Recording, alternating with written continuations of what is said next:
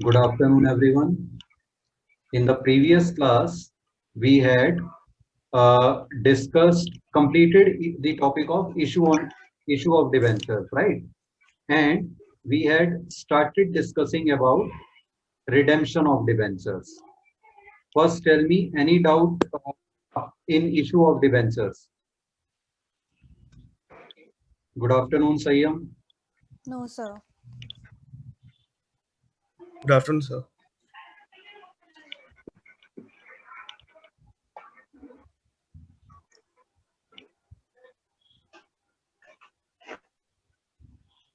Okay.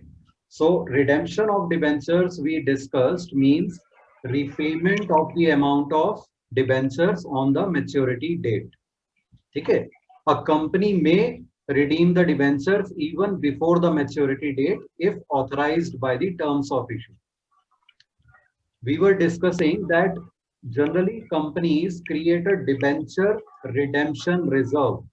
An amount is kept aside out of profit, which amount will be used to redeem the debentures on their maturity. Is the meaning of debenture redemption reserve clear? Yes, sir. Yes, sir. Okay. Section 71 within brackets 4 of the Companies Act states a reserve for redemption of debentures created by setting aside a portion of profits is called debenture redemption reserve.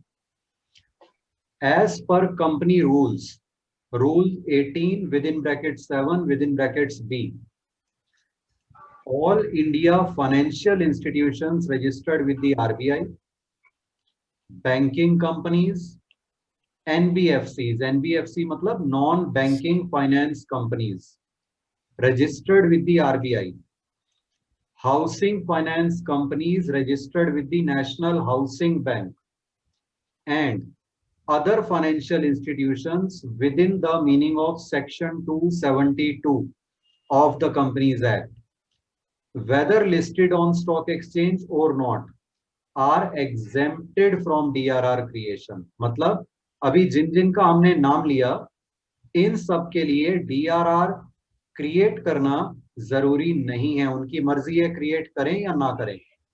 ठीक है, companies act की तरफ से उन्हें ये exemption मिली हुई है कि वो नहीं करें DRR क्रिएट तो भी कोई प्रॉब्लम नहीं. Is it clear? Yes, sir. Yes, sir. Other companies, इनके अलावा बाकी जो कंपनीज हैं उनमें फिर दो कैटेगरीज बन गई. ए, those companies which are listed on stock exchange are again exempted from DRR creation. बाकी कंपनीज में से अगर कोई भी स्टॉक एक्सचेंज पे लिस्टेड है, उनके शेयर्स की ट्रेडिंग होती है शेयर डिवेंचर्स की स्टॉक एक्सचेंज पे, तो उन्हें भी DRR क्रिएट करना जरूरी नहीं है. It is their wish. Exempted का ये मतलब नहीं है कि वो क्रिएट कर ही नहीं सकते, क्रिएट तो सब कर सकते हैं. एग्जेम्पशन का मतलब है कंपलसरी नहीं है उनके लिए DRR क्रिएट करना before the redemption of debentures. Unlisted companies means जो किसी भी स्टॉक एक्सचेंज पे लिस्टेड नहीं है, they have to create DRR. 10% of the amount of debentures outstanding is adequate. ठीक है, उन्हें DRR तो क्रिएट करना ही है जो किसी भी स्टॉक एक्सचेंज पे लिस्टेड नहीं है. कितना DRR? तो कंपनीज एक्ट कहता है मिनिमम 10%. किसका 10%? जितने अमाउंट के आपके डिबेंचर्स आउटस्टैंडिंग हैं अभी, उसका एटलीस्ट 10% क्रिएट करना है. Clear? Yes, sir. Yes, sir. इससे ज्यादा कितना भी क्रिएट कर सकती हैं ये कंपनीज, लेकिन मिनिमम 10% इन्हें क्रिएट करना ही है रिडेम्पशन से पहले. अब जनरल टर्म्स में मैं बार बार यूज कर रहा हूं DRR. ठीक है, आप भी कर सकते हो वर्बली, लेकिन लिखते हुए हमेशा पूरा पूरा लिखना है, डिबेंचर रिडेम्पशन रिजर्व, ये ध्यान रखना. सो DRR इज क्रिएटेड फॉर, अच्छा कुछ कन्वर्टिबल डिबेंचर भी होते हैं जो शेयर्स में कन्वर्ट हो सकते हैं. तो अगर शेयर्स में कन्वर्ट हो जाएंगे तो उनकी पेमेंट तो होनी नहीं है फिर. तो ऐसे डिबेंचर्स पर डिबेंचर रिडेम्पशन रिजर्व की जरूरत नहीं है, क्योंकि उनकी पेमेंट ही नहीं होनी, शेयर्स में कन्वर्ट हो जाएंगे वो। अगर फुली कन्वर्टिबल डिबेंचर्स हैं तो बिल्कुल भी डिबेंचर रिडेम्पशन रिजर्व की जरूरत नहीं है। अगर पार्टली कन्वर्टिबल है, सपोज 100 रुपए का डिबेंचर 40% कन्वर्टिबल है, तो 100 रुपए में से कितना अमाउंट शेयर में कन्वर्ट हो सकता है? 40%। कितना हुआ 100 रुपीज का? 40 रुपीज। बाकी 60 रुपीज के हिसाब से फिर डीआरआर क्रिएट करना है, पूरे 100 पे नहीं क्रिएट करना। तो Yes, बाकी 60 रुपीज का 10% यानी 6 रुपीज पर डिवेंचर क्रिएट करना होगा उस केस में। क्लियर?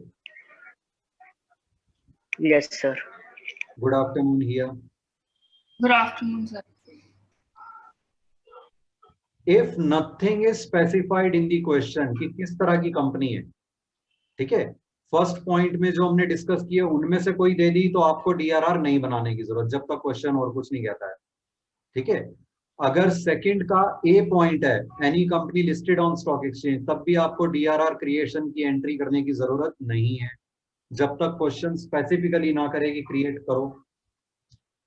तो और अगर कुछ भी नहीं दिया हुआ तो हम बाय डिफॉल्ट मानेंगे अदर अनलिस्टेड कंपनी है, यानी सेकंड का बी पॉइंट। तो तब आपको डीआरआर क्रिएट करना है 10%, अगर और कुछ क्वेश्चन में स्पेसिफाइड नहीं है तो।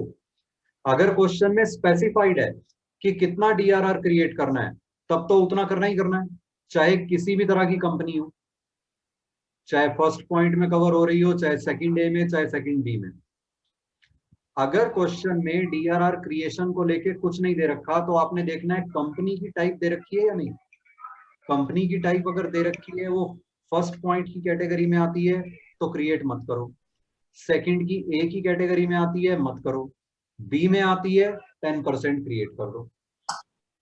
अगर ये भी नहीं दे रखा कि किस टाइप की कंपनी है, तो बाय डिफॉल्ट आप मानो अनलिस्टेड अदर कंपनी है और 10% डीआरआर क्रिएट करो। Is this clear? Yes, sir. Yes, sir. So treatment of DRR in questions. If amount or rate of DRR is given in the question, create DRR accordingly, irrespective of the type of company. Clear? Yes, sir.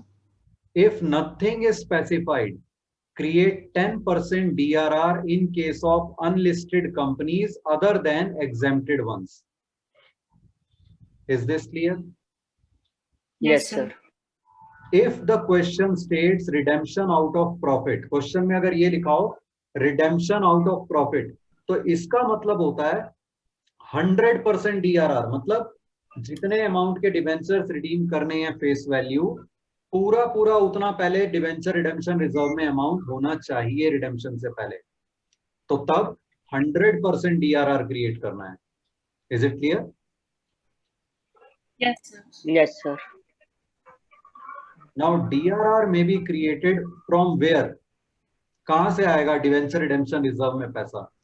It may be created out of general reserve और dividend equalisation reserve और surplus. Surplus क्या होता है? जैसे partnership में आप देखते थे ना, बैलेंस शीट में प्रॉफिट एंड लॉस का एक्यूमुलेटेड अमाउंट होता था बैलेंस शीट में, वही कंपनीज के केस में कहलाता है सरप्लस। रिजर्व्स एंड सरप्लस की हेडिंग के अंडर एक सब हेडिंग होती है लास्ट में, surplus that is balance in statement of profit and loss. इसमें पिछले कई सालों का और इस साल का मिलाकर जो एक्यूमुलेटेड प्रॉफिट कंपनी के पास बचा हुआ है, वो अमाउंट होता है सरप्लस में। Clear? Yes, sir. Yes, sir. Statement of profit and loss क्या होती है? प्रॉफिट एंड लॉस अकाउंट इस साल का। सरप्लस क्या होता है? एक्यूमुलेटेड प्रॉफिट, उसमें इस साल का प्रॉफिट भी हो सकता है, पिछले सालों का भी कैरिड फॉरवर्ड प्रॉफिट हो सकता है एक्यूमुलेटेड। तो हर साल का जो प्रॉफिट है कुछ टैक्स में चला जाता है, कुछ शेयर होल्डर्स में डिस्ट्रीब्यूट हो जाता है डिविडेंड की फॉर्म में, जो बच जाता है कंपनी में री इन्वेस्ट हो जाता है, दैट इज कॉल्ड सरप्लस। ठीक है, वो इस सरप्लस वाले अकाउंट में ऐड होता जाता है हर साल, जो डिविडेंड टैक्स में भी नहीं गया, जो डिविडेंड में भी डिस्ट्रीब्यूट नहीं हुआ, कंपनी में ही री इन्वेस्ट हो गया। Is this clear? Yes, sir. Suppose company के फर्स्ट ईयर में प्रॉफिट हुआ 100 रुपीज का, जिसमें से कंपनी ने 40 रुपीज डिविडेंड दे दिया, 60 रुपीज कंपनी ने बचा लिए। तो वो 60 रुपीज का अमाउंट कहां पे? सरप्लस में। Clear? Yes. Yes, sir. Next year फिर 100 रुपीज का प्रॉफिट हुआ, कंपनी ने 70 रुपीज डिविडेंड दे दिया, 30 रुपीज बचा लिए। वो 30 रुपीज कहाँ जाएंगे? सरप्लस में। सरप्लस में। Surplus. सरप्लस में अब टोटल कितना हो गया पिछले साल का और इस साल का मिला के? 90, 60 plus 30। 60 प्लस 30, 90। थर्ड ईयर में फिर 100 रुपीज का प्रॉफिट हुआ, कंपनी ने 50 रुपीज डिविडेंड दे दिया, 50 रुपीज बचा लिए। वो 50 कहाँ जाएंगे? सरप्लस। Surplus. सरप्लस का कितना अमाउंट हो गया? 140. 140. 40। क्लियर हो गया अब सरप्लस का concept? Yes sir. Yes, sir. इसको शॉर्ट में हम कह रहे हैं सरप्लस, लेकिन इसका पूरा नाम है surplus, that is balance in statement of profit and loss. ठीक है, तो एंट्री में पूरा पूरा लिखा जाएगा। Debenture redemption reserve is shown under the heading reserves and surplus. After redemption of debentures, in the absence of specific instruction in the question, proportionate amount of debenture redemption reserve should be transferred to general reserve. इससे कुछ याद आया NPO से related? NPO में अगर building fund है 10 लाख रुपए का, 6 लाख रुपए की बिल्डिंग कंस्ट्रक्शन पे खर्चा हो गया, तो 6 लाख रुपीज, तो कैपिटल रिजर्व में हाँ 6 लाख रुपीज एक तो हम बैंक में से लेस करते हैं, एसेट्स में बिल्डिंग में ऐड कर देते हैं। दूसरा लायबिलिटी साइड पे क्या करते हैं? बिल्डिंग फंड में से 6 लाख कैपिटल फंड में ट्रांसफर कर देते हैं। तो ये वही कॉन्सेप्ट है। आपके debenture redemption reserve, suppose debenture outstanding थे आपके 10 लाख रुपए के, कितने अमाउंट के? 10 लाख। 10 लाख। 10 lakh. उसमें से 8 लाख के डिबेंचर्स आपके रिडीम हो गए। कितने के हो गए? 8 लाख। 8 lakh. तो 10 लाख के डिबेंचर्स पे 10% यानी 1 लाख आपने डीआरआर बनाया हुआ था। कितना बनाया हुआ था? 1 lakh. 1 lakh.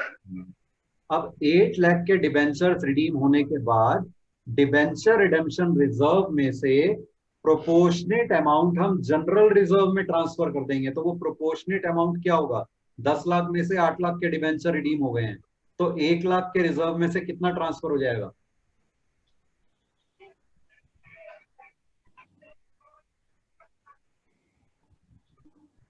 80,000। 80,000। Very good. 10 lakh में से 8 लाख के डिबेंचर रिडीम हो गए, यानी 80% रिडीम हो गए। तो जिस पर्पस के लिए वो रिजर्व था 80% वो पर्पस सर्व हो गया। तो रिजर्व में से भी 80% यानी 1 लाख का 80%, 80,000 जनरल रिजर्व में ट्रांसफर हो जाएगा। क्लियर? एंट्री हो जाएगी debenture redemption reserve account debit to general reserve account. Is this clear? Yes sir. Yes, sir. Sources of debenture redemption. Debenture redemption के लिए पैसे कहां से आएंगे?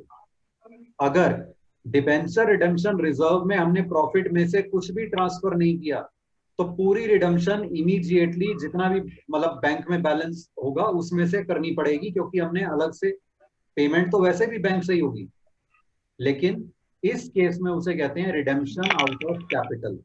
अगर हमने डिबेंचर रिडेम्पशन रिजर्व बिल्कुल भी क्रिएट नहीं किया था, देन इट इज और रिडीम कर दिए debentures, it is called redemption out of capital. क्या होती है redemption out of capital? When जब हमने is not created. बना रखा होता और हम रिडीम कर चुके होते हैं डिबेंचर्स। और रिजर्व हमने क्रिएट नहीं किया था बिल्कुल भी, ठीक है। दूसरा होता है आउट ऑफ प्रॉफिट। अगर कंपनी ने डिबेंचर रिडेम्पशन रिजर्व में फुल 100% अमाउंट ट्रांसफर किया था डिबेंचर्स की फेस वैल्यू का रिडेम्पशन से पहले, ठीक है, सपोज 10 लाख के डिबेंचर है, 10 लाख के डिबेंचर पूरे कंपनी ने रिडीम कर दिए बिना रिजर्व पहले क्रिएट किए, तो ये हो गई रिडेम्पशन आउट ऑफ कैपिटल। अगर कंपनी ने पूरा 10 लाख रुपए का पहले रिजर्व क्रिएट किया, उसके बाद डिबेंचर्स रिडीम किए, then this will be called redemption out of profit. Very good. और इन दोनों के बीच की सिचुएशन जो होगी, मतलब कंपनी ने डीआरआर बनाया तो, लेकिन 100% नहीं बनाया, 0 से ज्यादा कुछ भी बनाया, 100 से कम कुछ भी बनाया परसेंटेज टर्म्स में, तो वो कहलाएगा redemption out of capital and profit. जितना परसेंट रिजर्व बनाया उतनी percent out of profit redemption हो गई, बाकी की आउट ऑफ कैपिटल हो गई। Clear? Yes sir. Yes, sir. Yes, sir. अगला कॉन्सेप्ट है debentures redemption investment. Debentures redemption investment ये क्या है? As per rule 18 within bracket 7 within bracket B, companies must invest an amount not less than 15% of nominal value of debentures to be redeemed by 31st March next year in specified securities on or before 30th April of current year। ठीक है, मतलब अगर coming year and तक, current year के and तक, let us से 1 लाख के debentures redeem होने वाले हैं, तो 1 लाख का 15% कितना हुआ? 15,000। यस। तो जिस ईयर में वो रिडीम होने हैं उस ईयर के 30th अप्रैल तक मैक्सिमम, यानी ईयर के बिगिनिंग में ही, फर्स्ट मंथ में ही, कंपनी को एटलीस्ट 15% अमाउंट, जितने के डिबेंचर रिडीम होने हैं, जितने आउटस्टैंडिंग है वो नहीं, जितने के रिडीम होने वाले हैं विद इन करंट ईयर, उसका 15% एटलीस्ट इन्वेस्ट करना है। कहां इन्वेस्ट करना है? कुछ सिक्योरिटी स्पेसिफाइड हैं, उन्हीं में से किसी में इन्वेस्ट करना है। इसका पर्पस क्या है? कि कंपनी के पास रिडम्पशन की डेट पे एटलीस्ट कुछ अमाउंट उस इन्वेस्टमेंट से आ जाए, जिससे कि कंपनी इजीली डिबेंचर्स को रिडीम कर पाए। Is it clear?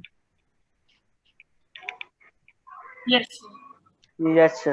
The amount invested in debenture redemption investment shall not at any time fall below 15% of debentures to be redeemed by year end. Clear? Yes, sir. अब जैसे DRR में हमने categories पढ़ी थी ना, कुछ के लिए एग्जेम्पशन थी, कुछ के लिए नहीं, ऐसे ही डीआरआई के लिए भी है, लेकिन सेम नहीं है, ये ध्यान रखना। डीआरआर के लिए अलग क्या क्राइटेरिया है, डीआरआई के लिए अलग क्राइटेरिया है। डीआरआई वाला क्राइटेरिया क्या है? All India financial institutions registered with the RBI, banking companies and other financial institutions within the meaning of section 272 are exempted from DRI in investment। ये DRR में भी फर्स्ट पॉइंट में थे exempted थे, इसमें भी DRI में भी exempted है, मतलब इनके लिए इन्वेस्टमेंट करना कंपलसरी नहीं है। Clear? Yes sir. Yes, sir. Second point, NBFCs registered with the RBI and housing finance companies registered with the National Housing Bank। ये DRR के केस में ये भी फर्स्ट पॉइंट में एग्जाम थे, फर्स्ट पॉइंट में ही थे, लेकिन यहां पर इन्हें अलग कर दिया और इनकी दो कैटेगरी बना दी। ए, listed on stock exchange have to invest in DRI, unlisted are exempted.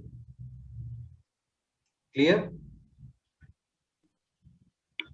Yes, तो sir. ये थोड़ा सा ध्यान रखना है, दोनों में डिफरेंस है। डीआरआर में एग्जेम्पशन किसकी है किसकी नहीं, डीआर में किसकी है किसकी नहीं, ये आपको ध्यान से याद करना पड़ेगा, दोनों अलग हैं। ठीक है? Third, other companies whether listed on stock exchange or unlisted have to invest in DRI. पहले ये उसमें भी थर्ड पॉइंट था, सॉरी सेकंड पॉइंट था, लेकिन सेकंड में उसमें था कि अगर लिस्टेड है तो क्रिएट करना जरूरी नहीं है, अनलिस्टेड है तो करना है। अब इसमें चाहे लिस्टेड है चाहे अनलिस्टेड है, सबको DRI में इन्वेस्ट करना ही है। Clear? Yes, Yes, sir. sir. If nothing is specified in the question, assume it to be other unlisted company requiring DRI. ठीक है? Yes, sir. Yes, sir. Yes, sir. The specified securities for this purpose. अब act में ये भी लिखा हुआ है कौन कौन सी सिक्योरिटीज में इन्वेस्ट कर सकते हैं, स्पेसिफाइड सिक्योरिटीज। तो गवर्नमेंट ने कौन सी सिक्योरिटीज स्पेसिफाई कर रखी हैं इसमें? First, deposits with any scheduled bank free of any charge. Second, unencumbered, unencumbered मतलब अनसिक्योर्ड, जिसे हमने और कहीं एज सिक्योरिटी नहीं रखा हुआ जिस चीज को। unencumbered securities of central government or state government, unencumbered securities mentioned in sub clauses A to D EE of section 20 of Indian Trust Act। ये बस ऐसे ही याद कर लेना, ठीक है, थियरी पर्पस के लिए है मेनली ये सिर्फ। unencumbered bonds issued by a company notified under section 20F of the Indian Trust Act। अब हम आते हैं अकाउंटिंग ट्रीटमेंट पे रिडेम्पशन ऑफ डिबेंचर्स की। एक एग्जांपल लेते हैं, ये लिखो example. An unlisted company has ₹10 lakh 12% debentures redeemable at 110% on 30th September 2020। Redeemable at 110% का क्या मतलब हुआ? 10% premium. 10% premium, yes. तो 10 लाख पे 1 लाख हो जाएगा premium on redemption. Investments earned interest eight 12% per annum. ये इसका मतलब अभी समझेंगे जब अब एग्जांपल करेंगे, अभी लिख लो। Debenture interest is payable on 30th September and 31st March every year।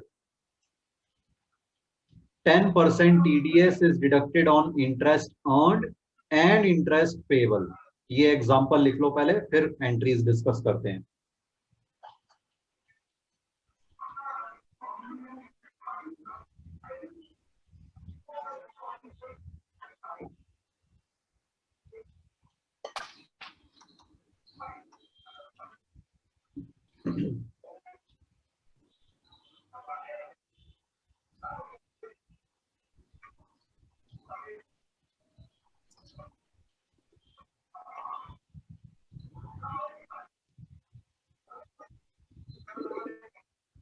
Yes.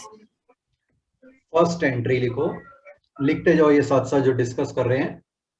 For creation of DRR in case of other unlisted companies, ठीक है। 2020 March 31 कब क्रिएट होगा? रिडेम्पशन होनी है 30th September 2020 को, तो उससे पहले वाला जो भी ईयर, रिडेम्पशन से पहले वाला जो भी ईयर एंडिंग होगा तब DRR क्रिएट होगा, ठीक है। तो इससे पहले वाला ईयर एंडिंग है 2020 March 31। एंट्री क्या होगी? Surplus that is balance in statement of profit and loss account debit to debenture redemption reserve account. कितना अमाउंट? 10%। डिबेंचर्स कितने की है? 10 लाख के, तो उसका 10% कितना हो गया? 1 lakh. 1 lakh. 1 लाख, ठीक है। और नीचे ब्रैकेट में ये लिख लो 10% of face value of non convertible debentures outstanding if date not given 31st March preceding DRI। Investment से पहले वाली 31st March। इन्वेस्टमेंट की एंट्री अभी नेक्स्ट आएगी।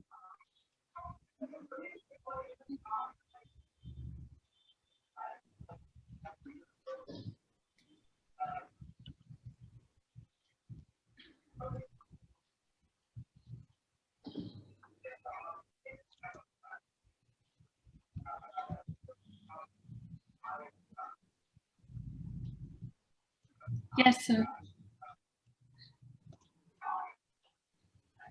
नाउ सेकंड इज DRI, जब इन्वेस्टमेंट करनी है कंपनी ने, इफ डेट ब्रैकेट में लिख लो, if date not given 30th April preceding redemption, redemption की डेट से पहले वाली 30th अप्रैल।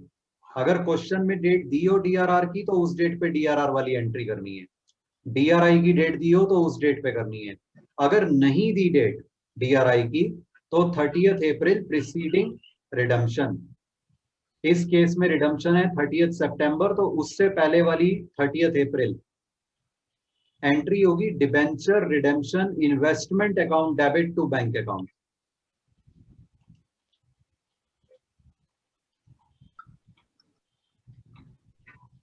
₹10 लाख के डिबेंचर्स रिडीम होने हैं, उसका 15% कितना हुआ?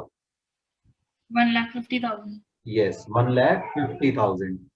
ब्रैकेट में लिख लो 15% of face value of non convertible debentures to be redeemed in current accounting year.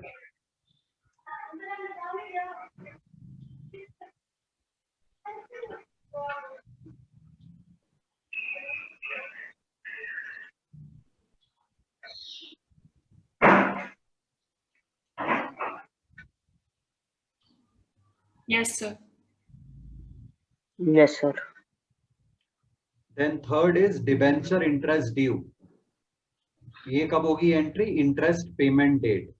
Question example में हमें दिया हुआ है इंटरेस्ट पे होना है 30th सितंबर और 31st मार्च को, तो 31st मार्च तक तो पहुंचेंगे ही नहीं क्योंकि 30th सितंबर को डिबेंचर रिडीम हो जाएंगे। लेकिन रिडेम्पशन से पहले सितंबर 30th को डिबेंचर इंटरेस्ट की एंट्री आएगी। ये एंट्रीज हम पहले ही डिस्कस कर चुके हैं, ठीक है, प्रीवियस क्लासेस में। क्या एंट्री होती है इंटरेस्ट ड्यू की? Debenture interest to debenture holders to TDS payable. Very Account. Good, ये एंट्री लिख लो।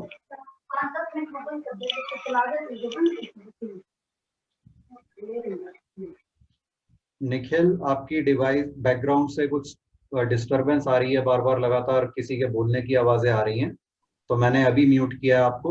जब वो वॉइसेस नहीं होंगी तब रेज हैंड कर देना, अनम्यूट कर दूंगा। ठीक है, अब इस केस में 10 लाख के डिवेंचर हैं, 12% डिवेंचर्स, तो 10 लाख का 12% कितना हुआ? 1,20,000. लेकिन पेबल हाफ ईयरली है क्योंकि 30th सितंबर 31st मार्च, तो 1,20,000 तो पूरे साल का इंटरेस्ट हो गया। हाफ ईयर का कितना हुआ? 60,000. 60,000। तो debenture interest account debit 60,000 to debenture holders 54,000 to TDS payable account. TDS हमें दिया हुआ है 10%, 60,000 का 10% 6,000 और रिमेनिंग 54,000 डिबेंचर होल्डर्स के आगे। Yes, sir. फिर जब इंटरेस्ट पे हो जाएगा क्या एंट्री होगी? Debenture holder to bank 54,000. Yes, लिख लो।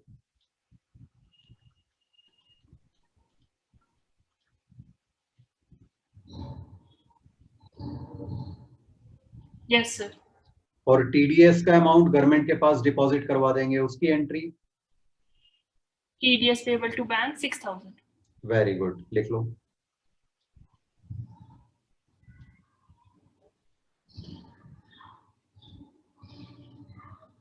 Yes, sir.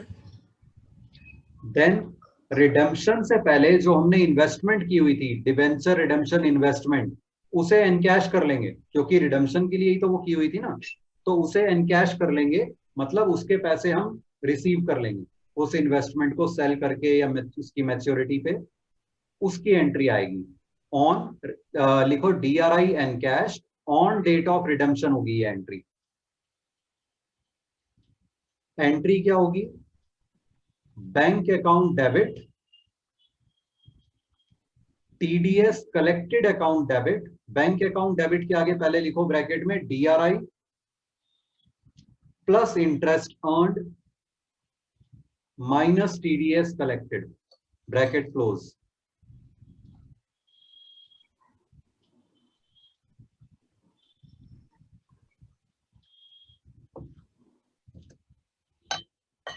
फिर लिखो टीडीएस कलेक्टेड अकाउंट, ब्रैकेट में लिखो TDS on interest earned.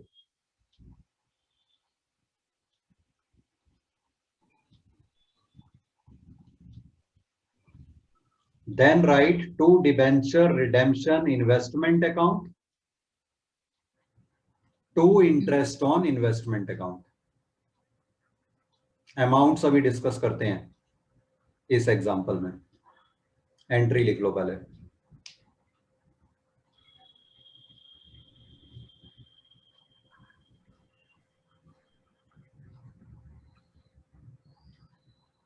Yes sir.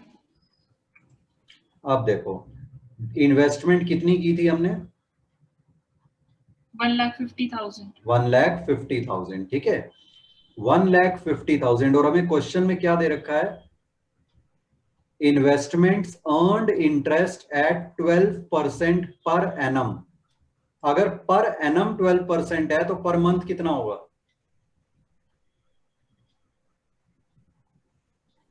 1%। 1%, ठीक है। हमने इन्वेस्टमेंट कौन सी डेट पे की? 30th अप्रैल। 30th अप्रैल। और रिडम्पशन कब हो रही है? सितंबर 30th। तो कितने मंथ का इंटरेस्ट मिलेगा हमें इन्वेस्टमेंट पे?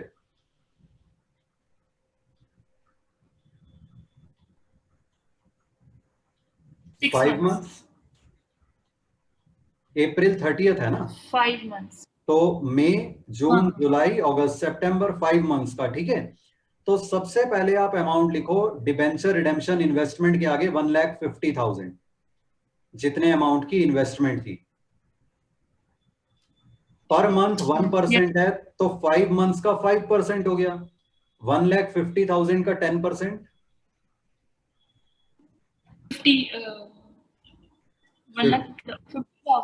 15,000, उसका हाफ 7,500।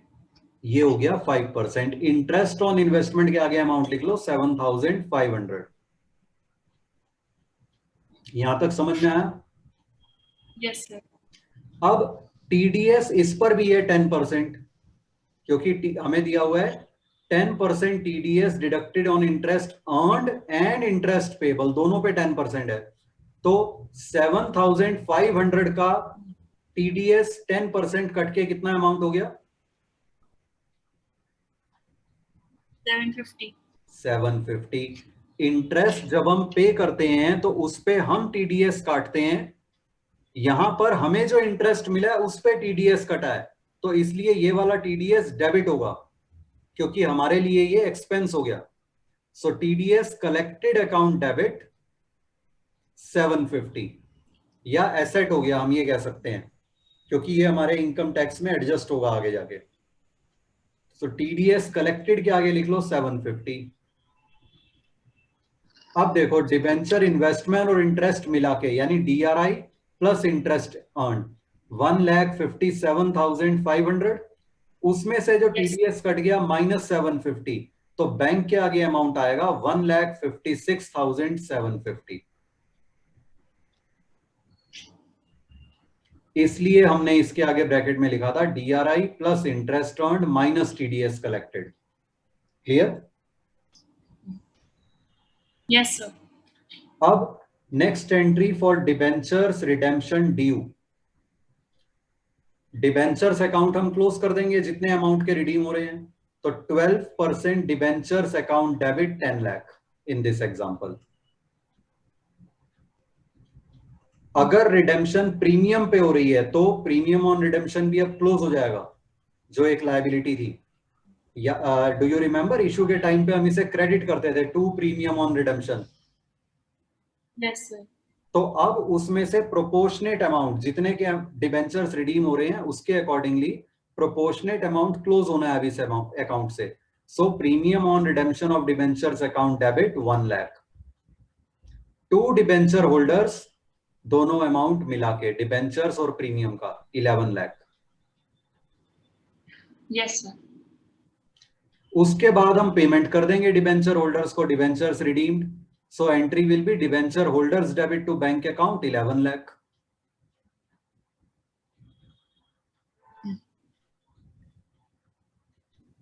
Yes, sir. अब इसके बाद मैंने आपको बताया था जितने अमाउंट के डिबेंचर्स रिडीम हो गए, proportionate amount of reserve will be transferred to general reserve. इसमें तो पूरे डिबेंचर्स ही रिडीम हो गए, 10 लाख के थे और पूरे रिडीम हो गए, तो रिजर्व में जितना भी अमाउंट था वो सारा अब जनरल रिजर्व में चला जाएगा। कितना अमाउंट था डिबेंचर रिडेम्पशन रिजर्व में? 1 लाख। 1 लाख। तो यहां एंट्री हो जाएगी debenture redemption reserve account debit to general reserve account 1 lakh. लेकिन इसके नीचे ब्रैकेट में लिखना amount of DRR proportionate to debentures redeemed. अगर 10 लाख में से 6 लाख के डिबेंचर अभी रिडीम हुए होते तो कितना रिजर्व ट्रांसफर होता 1 लाख में से?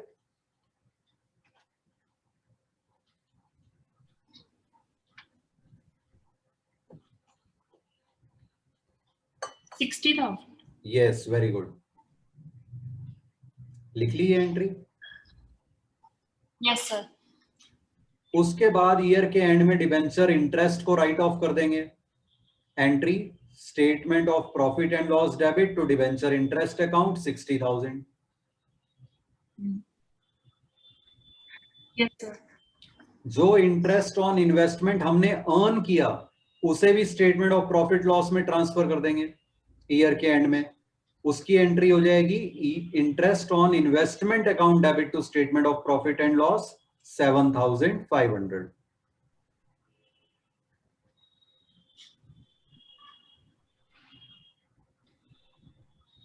Yes, sir. If the question mentions that redemption was out of profit, it means 100% DRR is required. Clear? Yes, sir. We'll stop over here today. Any doubt, anyone?